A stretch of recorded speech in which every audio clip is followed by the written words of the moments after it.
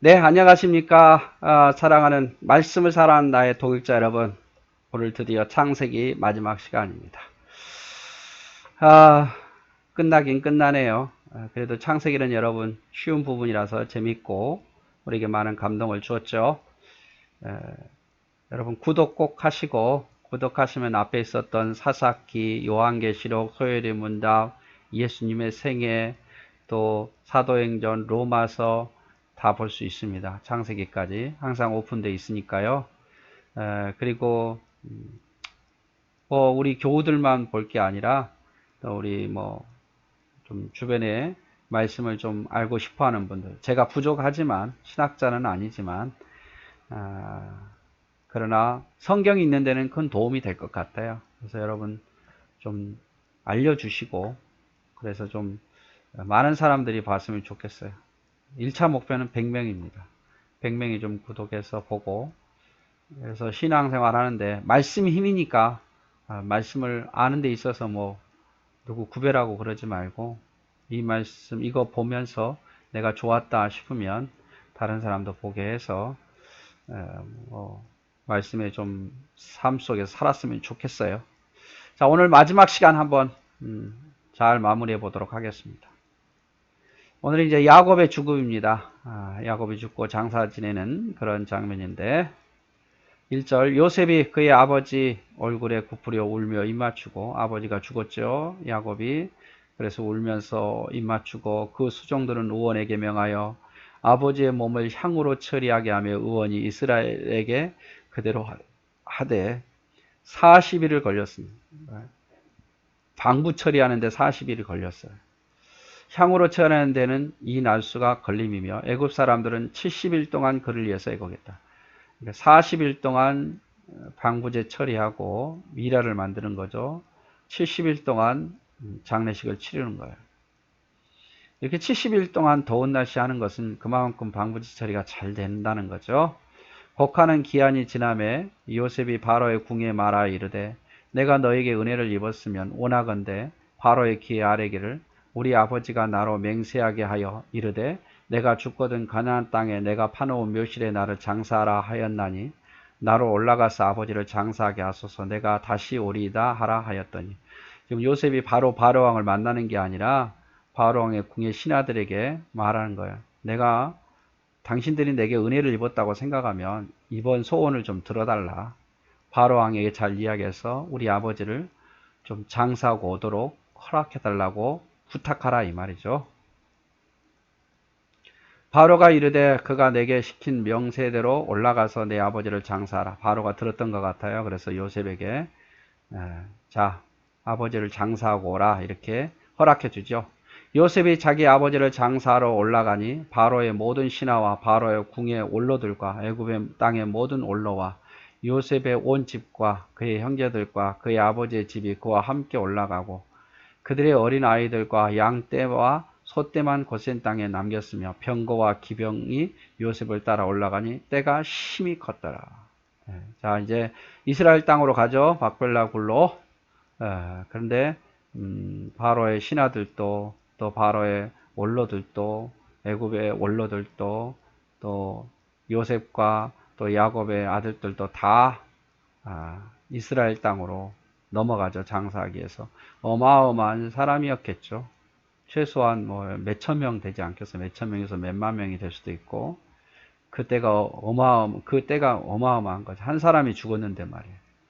대신에 이제 어린아이들과 양떼와 소떼는 너무 먼 거리고, 그리고 혹이라도 바로가 또 오해할 수 있으니까 이들은 남겨두고 가는 거죠.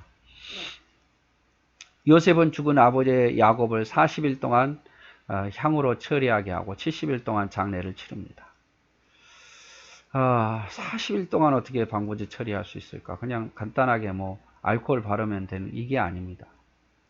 그 당시에 이게 썩기 쉬운 내장은 다 꺼내야 되고, 또 이 뇌에 있는 거를 긁어내야 되잖아요. 그래서 콧구멍을 통해서 이렇게 뇌를 이렇게 긁어내는 거예요. 콧구멍을 이렇게 집어넣어 가지고 뇌를 긁어내니, 그렇지 않으면 금방 부패돼 버리니까. 그래서 뼈와 살과 이런 것만 놔두고 모든 장기들은 다 꺼내는 거죠. 콧구멍을 통해서 뇌를 긁어내야 되고, 거기에다가 방부제인 몰락과 향을 채우죠. 뇌에다가. 그다음에 옆구리를 째가지고 내장을 다 긁어낸 후에 빈자리에 향을 채운 다음 꿰매는 거예요. 그래서 온몸에 소독한 다음에 그다음에 방부제를 바르고 세마포로 싸서 입간을 시키는 거죠. 그리고 긁어낸 뇌와 창자는 상자에 넣어서 나일강에 띄워버립니다. 그러니까 이런 오래 걸리는 거예요. 40일 동안. 우리 그 보면 이집트 미라 여러분 잘 아시죠? 그런 식으로 만드는 거죠. 썩지 않도록. 자, 70일의 장례는 거의 국장이었습니다. 개인이 이렇게 장례를 치르지 않고 거의 왕이나 뭐 총리나 이런 사람이 죽을 좀 됐을 때, 그래서 요셉이 총리니까 아마 아버지를 이렇게 장례를 했던 것 같아요. 당시 애굽에서 요셉의 지위와 그에 대한 신뢰를, 왕의 신뢰를 볼 수 있는 거죠. 10절 그들이 요단강 건너편 아닥 타작 마당에 이르러 거기서 크게 울고 애통하며 요셉이 아버지를 위하여 7일 동안 애곡하였더니, 자, 이제 그 무덤에 가서도 7일 동안 또 웁니다. 7일 동안 사람들이 다 머문 거죠. 그 땅 거민 가나안 백성이 아단 마당의 애통을 보고 이르되 이는 애굽 사람의 큰 애통이라 하였으므로 그 땅 이름을 아벨 미스라임이라 하였으니 곧 요단 강 건너편이라. 야곱의 아들들이 아버지가 그들에게 행한 대로 그를 위하여 따라 행하여 그를 가나안 땅으로 외어다가 마물의 앞 막벨라 밭굴에 장사하였으니 이는 아브라함의 헷 족속 에브론에게서 밭과 함께 사서 매장지를 삼은 곳이라. 이 막벨라 굴은 잘 나오죠? 여러분 이것 정도는 기억하셔야겠죠? 마물의 앞 막벨라 굴. 햇사람에게서 헷족속 에브론의 밭이죠. 요셉이 아버지를 장사한 후에 자기 형제와 호상꾼과 함께 애굽으로 돌아왔더라. 여러분 이렇게 성대하게 장례식을 치르니까 누가 감히 그 무덤을 해칠 수 있겠습니까? 요셉은 아닷 타작 마당에서 곡식을 털기 위한 준비된 마당에서 7일 동안 애곡을 하고 가나안 사람들은 이것을 보고 애굽의 큰 울음이라고 말하죠. 두려워한 거죠. 이 무덤을 건드렸다가는 야곱의 집을 건드렸다가는 큰일 나겠다 느끼는 거죠. 과거나 지금이나 결혼식이나 장례식의 규모가 그 사람의 신분을 알려주는 것처럼 야곱의 장례식이 가나안 사람들을 겁먹도록 한 거죠. 이제 뭐 야곱의 가족들은 거기 아무 안 살지만 그러나 건드릴 수는 없는 거예요. 건드렸다는 것이 만약에 애굽에 들리게 되면 그 애굽의 거대한 군대가 와서 자기들 칠 것이니까 겁먹어서 건드리지를 못하는 거예요. 야곱의 유언처럼 막벨라굴에 장사하고 모두가 돌아왔다. 이후 아무도 막벨라굴을 건드리지 못했을 것입니다. 15절 요셉의 형제들이 그들의 아버지가 죽었음을 보고 말하되 요셉이 혹시 우리를 미워하여 우리가 그에게 행한 모든 악을 다 갚지나 아니할까 하여 요셉에게 말을 전하여 이르되 당신의 아버지가 돌아가시기 전에 명령하여 이르시기를 너희는 이같이 요셉에게 이르라 내 형들이 내게 악을 행하였을지라도 이제 바라건대 그들의 허물과 죄를 용서하라 하셨나니 당신 아버지의 하나님의 종들인 우리 죄를 이제 용서하소서 하며 요셉이 그들이 그에게 하는 말을 들을 때에 울었더라. 자, 이제 야곱이 죽었습니다. 야곱이. 그러니까 형제들만 남았죠. 그러니까 형들이 이제 겁먹은 거예요. 베냐민은 겁을 안 먹였겠죠. 근데 형들은 겁을 먹었어요. 왜냐하면 과거에 한 일이 있으니까. 요셉을 팔았잖아요. 죽이려고 그랬잖아요. 아버지가 없으니까 이제는 아버지 없으니까 요셉이 자기들을 죽일 거라 생각한 거죠. 그래서 요셉에게 말을 전하죠. 우리 아버지가 살아있을 때 요셉아 형들을 잘 보호해라 이렇게 말했다. 유언했다라고 말하는 거죠. 실제로 그랬는지 안 했는지는 알 수는 없어요. 아무튼 겁을 먹고 자신들의 죽을까봐 이제 아버지의 이름을 파는 거죠. 그러니까 요셉이 그 말을 듣고 어떻습니까? 울죠. 울어. 아직도 자기를 모르는 형들이 우는 거죠. 그의 형들이 또 친히 와서 요셉의 앞에 엎드려 이르되 우리는 당신의 종들입니다. 친히 와서 당신의 종처럼 삼으소서 이 말이에요. 요셉이 그들에게 이르되 두려워 마소서 내가 하나님을 대신하리이까. 당신들은 나를 해하려 하였으나 하나님 그것을 손으로 바꿔사 오늘과 같이 많은 백성의 생명을 구원하게 하시려 하셨나니 당신들은 두려워 마소서 내가 당신들과 당신의 자녀를 기르리라 하고 그들을 간곡한 말로 위로하였더라. 무서워서 이제 종 삼아달라고 말하니까 아니라고. 내가 어떻게 하나님을 대신하겠습니까? 내가 어떻게 하나님을 심판하는 자리에 대신하겠습니까? 여러분 이것이 믿음의 사람들의 신앙이기도 해야 돼요. 여러분.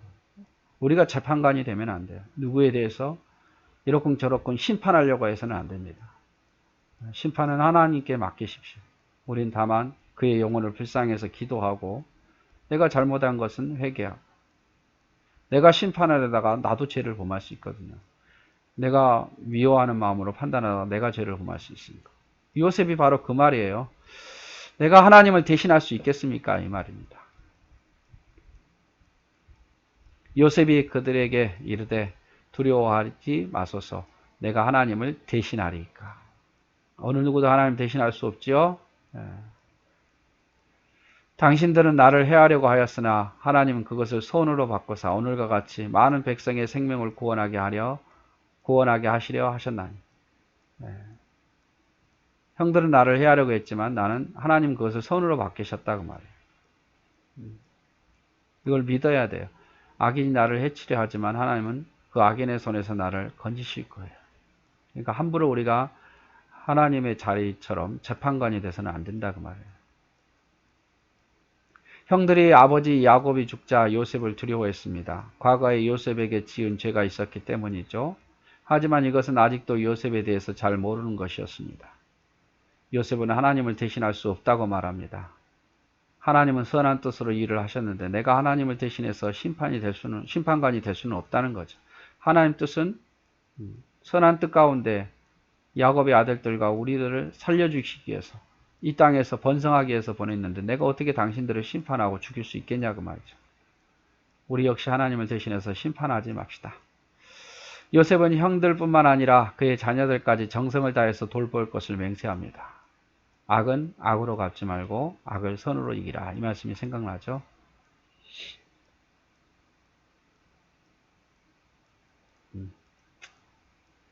자, 요셉이 그의 아버지의 가족들과 함께 애굽에 거주하여 110세를 살며 110세, 아버지는 147세인데 110세. 뭐 아브라함은 175세, 이삭은 180세, 그 다음에 야곱은 147세, 요셉은 110세. 점점 수명이 줄죠. 그래서 모세 때 와서는 강건하면 7, 80이라고 말하죠. 7, 80이 많이 살게 될 만큼 수명이 줄어요.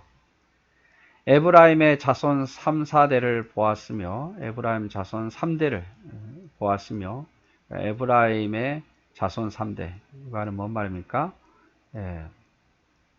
에브라임뿐만 아니라 손자, 증손자까지 봤다는 거예요. 므낫세의 아들 마길의 아들도 요셉의 스라에서 양육되었더라. 요셉이 그의 형제들에게 이르되 나는 죽을 것이나 하나님이 당신들을 돌보사 당신들을 이 땅으로 인도하여 내사 아브라함과 이삭과 야곱에게 맹세하신 땅에 이르게 하시리라 하고 요셉이 또 이스라엘 자손에게 맹세시켜 이르기를 하나님이 반드시 당신들을 돌보시리니 당신들을 여기에 내 해골을 메고 올라가겠다 하라 하였더라.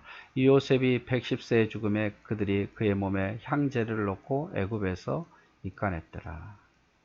자, 요셉이 죽기 전에 유언하죠. 형제들에게 유언하고 뭐 형들 중에 죽은 사람도 있고 산 사람도 있겠지만 아무튼 요셉이 조금 더 110세에 조금 더 형제들보다 일찍 죽은 것 같아요. 그 남은 형제들에게 또 조카들에게 부탁하겠죠. 내가 이 땅에 묻히지 않게 해달라고. 하나님 반드시 우리를 약속의 땅으로 다시 보낼 거라고. 언제인지 모르겠지만 보낼 거라고. 그때에 내 유고를 가지고 나가라고 맹세하게 하죠. 맹세하게 하는 거야. 그래서 이제 요셉은 야곱처럼 이스라엘에 가서 묻히지는 못해요. 왜냐하면 애굽의 총리였으니까. 그렇지만 이곳에 묻히지만 나를 약속의 땅으로 나갈 때 꼭 데리고 나가달라고 당부합니다. 그만큼 하나님이 다시 이스라엘 백성에게 약속의 땅, 가나안 땅을 돌아가게 하실 걸 믿었기 때문에 그렇겠죠. 자, 요셉은 110세에 떠납니다. 요셉은 반드시 하나님이 가나안 땅에 들어가게 할 것이니 자신의 유고를 애굽에 두지 말고 가나안 땅에 묻어달라고 합니다. 요셉은 하나님의 약속대로 되어질 것을 믿지요. 그리고 자신이 거할 것은 약속의 땅 가나안임을 알고 있습니다. 이와 마찬가지로 우리의 거할 것은 천국이죠. 아무리 이 땅이 좋아도 우리 영원히 이곳에 살 사람들이 아니라 하나님 나라 갈 사람들이에요. 사람들은 죽는 줄 알면서도 착각합니다. 영원히 우리가 여기서 살 것처럼. 그러나 언젠가는 다 가요. 다 내려놓고 가야 돼요. 빈손으로 왔는데 빈손으로 가야 되고, 그냥 사람들 안 믿는 사람은 언젠가는 죽는다라고 끝나지만 우리는 죽는 게 아니라 하나님 나라 가야 돼요. 그러니까 하나님을 배워야 되고, 우리가 한 이 땅에서 행적을 가지고 하나님께 계산을 해야 돼요.